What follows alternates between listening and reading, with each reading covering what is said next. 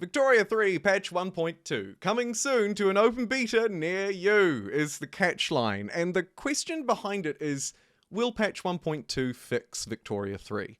And do we mean fix like a slight repair on a leaking tap? Or do we mean overhaul and completely revolutionize?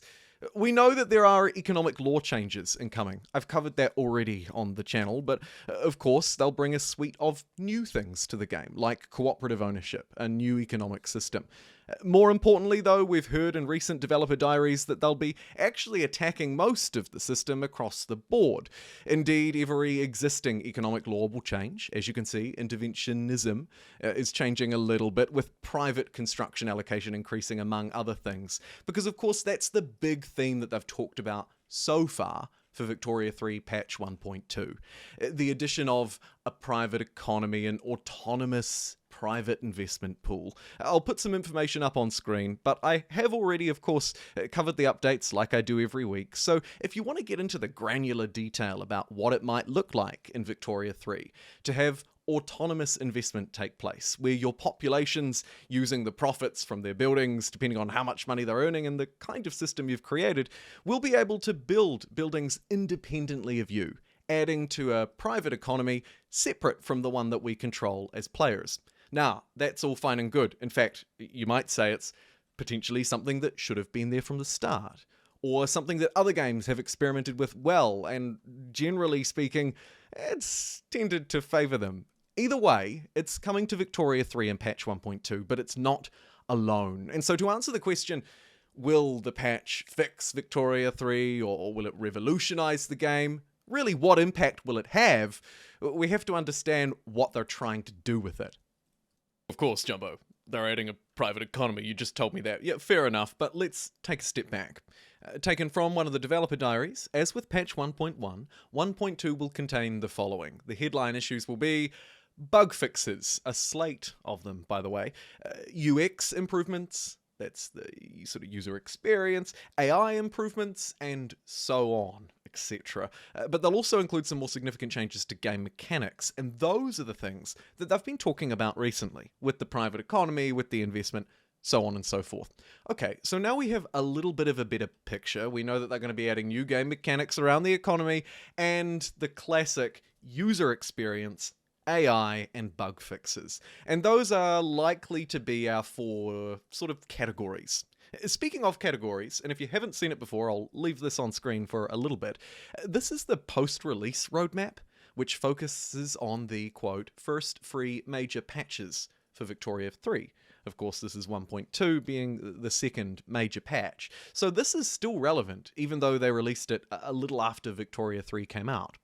What's important to note is that you can kind of lean in here a little bit and see some things they've already done or tried to do, like making it easier to get an overview of your population's needs, and you can see some other things that have yet to be included. There are significant things here, of course, like warfare, which is, I believe, firmly outside of the scope of this patch, at least so far from what we've heard. There's been no discussion around that, so I would suggest, if that's on your wish list, that you might have to, unfortunately, bump that down the road a little bit. Things like bug fixes don't really feature here, but if you cast your eyes to the right, the other section, you'll see the second point. Experiment with some autonomous private sector construction and increase the differences in gameplay between different economic systems. That is quite literally the focus of what we've just discussed. And of course, there are other things here as well. Gems that we could take away, not necessarily for patch 1.2, because a lot of the things here are big gameplay features that we've yet to hear any more about anyway. But certainly in future, maybe 1.3 or the next sort of 6 months, right? Victoria 3's first year in the wild, if you will. Of course, when we also reflect just a little bit on patch 1.1, which was the first major update that released at the end of 2022, we know that that brought a load of bug fixes so long, I'm not even going to try and put them on your screen. There'd be no point, they wouldn't fit, and you wouldn't be able to read them. And even if you could, let's be real, they're not actually that interesting, right? So I think that there's a takeaway here, and the takeaway is as follows. Patch 1.2 has been framed so far as an adjustment to the economic system, targeting, it seems, the right-hand side of the roadmap that we talked about earlier. I would say if you're heading into patch 1.2 wondering what will be included in it, as is the chapter title of this part of the video, I would steer very strongly away from thinking that Victoria 3's war system will be changed, fixed, improved, whatever word or synonym you want to throw in that place in this patch. It seems very clear to me that it's going to be focused on user experience, AI bug fixes, the three sort of holy grail for fixing a slightly busted game, and then the new gameplay features added on top with that extra economic wow. Before we really hit the nail on the head with that fix one though, let's ask another quick question. Wait, hold on. This is an open beta? Yeah, it is. We found out just recently that some of the changes are pretty big, as we've discussed. And to quote the developers, they didn't want to rush the patch out too early. But at the same time, they knew that they were anxious for players to get their hands on it. To find a balance, they're going to release it as an open beta. Okay. From a user perspective, I think that does make sense. If a patch is likely to be volatile, it's probably easier for the average viewer to opt in to a beta, or at least have the option to use the Steam beta interface, as opposed to having to sort of manually work their way back through and find a previous version. Now, of course, this is all fine and good, so long as it's placed on top of the appropriate context. And the appropriate context here is that the patch will do what it should and not break the game. Because, of course, the other beautiful part of it is not just that it makes it easier for us as players to switch between versions, but also if it turns out to be horrifically broken, it's all good. It's just a beta. Roll it back. As you were back to patch 1.1.06 or whatever minor update we're up to now. Important to note, it will be released in open beta, and I think that likely signals that it could potentially be the most volatile patch so far, the most risky, the most game-changing. And then if we reflect back on the post-release plans, but one more time, to answer the question, will this patch fix Victoria 3? I think the answer for players out there who either think that there are just simply better games out there to play, or that Victoria 3 didn't live up to the legacy that the franchise had told before, or simply their expectations, what they wanted out of a grand strategy game. Patch 1.2 probably won't, quote-unquote, fix Victoria 3 for you. If you're one of those players, or if you know one of those players, reach out now and call... Oh, no, I'm just kidding. But if you are one of those people, this patch won't fix the game for you. Sorry.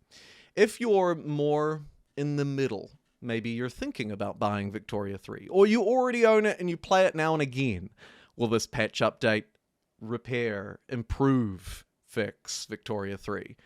I would lean more towards the answer being yes. It's not a game changer, don't get me wrong. If you're on the fence about buying it, it probably won't push you over to make the decision.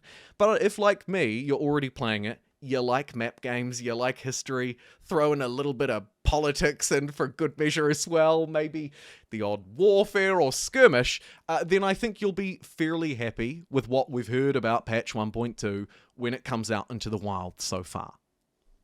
And it really has been a fairly wild few months. Of course, when I reflect more broadly on the state of Victoria 3, it's apparent and obvious to me that the game itself functions fairly well, late game performance still a problem. It's enjoyable for me. It is, truly. But it's also clear to me that there are some people who dislike it. I think on balance, Victoria 3 initially has reviewed worse than other major releases from Paradox, but not all of them, important to note. I'm sure you can think of at least one or two in recent memory that have done worse, but equally those that have done better. It seems to be somewhat of a mixed reception. We've talked about that already on the channel, but also one that is improving with time, whether that's because of review bombs or because of the very topic of this video, the fact that the patches are doing a good job at improving the experience. An experience which, of course, it's no secret, I've already enjoyed from the start. So the state of Victoria 3 is fairly solid. Work to do. Probably summarizes it in one or two sentences. I'm going to get flamed either way, is the important thing to note, right? If I talk too positively, you're a shill and it's sponsored. This is, of course, not. If I talk too negatively and you're too much of a hater, sit on the fence and you'll bore everybody to death. Speaking of which, probably a good time to move on to, well, kind of, I guess, the juicier side of things. Okay, so we've talked about the state of Victoria 3. We've talked about what's coming in patch 1.2, but it's also clear that there are some unknowns. Are there more gameplay things coming? Just how many bugs will be squashed on that slate? We have some slight information on it, but also some good news. The good news is we're going to have all the juicy information we could want maybe later this week at the time of recording. In but a few days, they'll be releasing a developer's diary that they've signaled will give us more of a bird's eye view across the entire patch.